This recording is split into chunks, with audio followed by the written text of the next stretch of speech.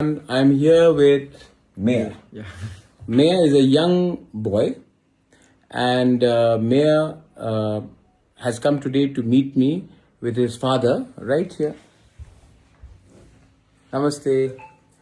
And one more special guest, Mayor's mother.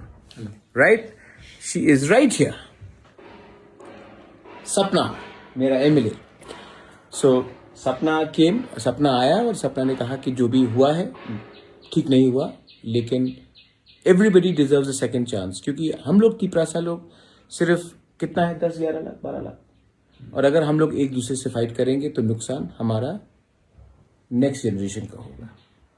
तो अगर next generation को अच्छा एग्जाम्पल देना है तो इलेक्शन ख़त्म हो चुका है, सबको एक सेकंड चांस मिलना चाहिए और प्यार से हम लोग एक संग आगे बढ़ के हम लोग we will fight and make our Tiprasa accord and our Thansa more successful.